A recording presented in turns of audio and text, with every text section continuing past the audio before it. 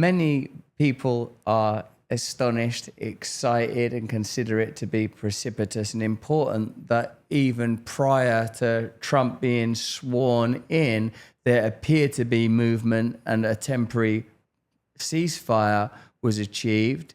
Do you accredit that to, well, now officially the previous administration, the Biden administration, or do you have a sense that possibly that's as a result of today's events and changes, Adam? It's absolutely due to President Trump. And I think what's amazing, I think it's so amazing that with what he writes on Truth Social, expanded through X, that he says that he wants all hostages, that before he comes into office, just sending that, it changes things and people are released. Do you know that, and this isn't covered, you know that 3 Americans were released from China? No one covers that. And it was after the message. And so it's unbelievable. There's no person, I didn't think I would go back into government, not because I had a bad experience, but because you never think you're going to go back. And to do something like this with the backing of somebody like President Trump, it's a dream, really, because I know how much difference we can make. The bar is low. There are American hostages held all over the world, but I suppose I'm not unusual in that when I think about hostage and hostage negotiations in this newly minted inchoate administration, I primarily think of the relationship between Israel and Palestine, this most historically contentious relationship, this seemingly irresolvable situation. Like no other topic, people are divided and wounded, and it seems like an unassailable task. Can you tell us, Bashar, how the release of hostages is likely to be a component establishing new and hopefully peaceful relationships between Israel and Palestine? And I suppose you must feel some optimism that that's possible because you were here. Absolutely. It's part of the release of the hostages is the truce also. So it's much more than just the release of the hostages, which is very important. It's the truce, it's the release of the Palestinian prisoners. So it sets the ground to a new positive era, we hope. It's a great opportunity. If that did not happen, nothing else will move. Now that this is happening, and hopefully we'll move smoothly into the second phase, which is the more important phase, or a continuation of the first phase, then it will set the ground for hopefully a new deal of a long-lasting peace between the Palestinians and Israelis. I'm not trying to simplify things. Things are very complicated. It's not going to be easy, but we do have a strong President Trump that is a deal maker, and we are optimistic with that, with starting off so positive with a truce deal and a hostage deal. It's a great start, definitely. I'm optimistic.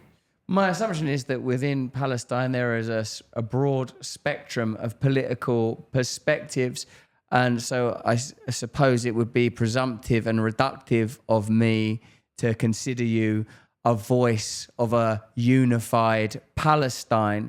But in the most general terms, do you think that a strong American president, inverted commas, a president who one might imagine being truculent and pugnacious in the event of ongoing conflict, is somehow more beneficial even to Palestine and the Palestinian people, as opposed to a tervisating and prevaricating president like Biden or, Lord forbid, Harris Waltz?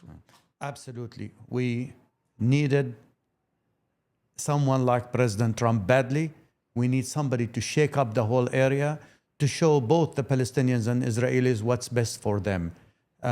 Right now, and they have not been seeing the light, they've been blinded by the hostilities. So now, at least for this moment, the hostilities have stopped, and we hope it continues.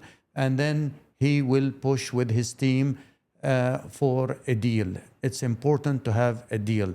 If we do not have a deal, then the whole problems that happen will be repeated, maybe in a different way, but more violence will occur in the future. So it's very important, I emphasize, on the next step after the second phase or during the second phase, what that deal will look like. The war against free speech is in full swing. We are the vanguard, bravely fighting back. Rumble's the home of this channel, Stay Free, and a leader in defending the fundamental human right of free speech. They've joined X to sue a cartel of advertisers and ad agencies who conspire to block ad revenue from going to the platforms. Recently, they've launched Rumble Premium. This, I think, is going to be a game changer for all of us.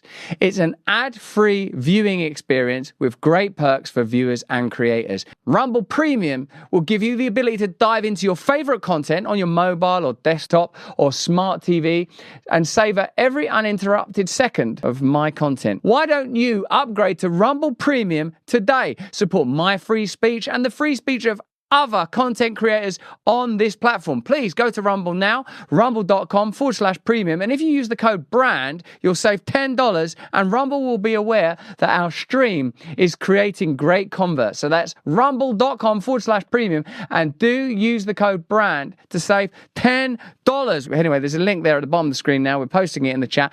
Join up.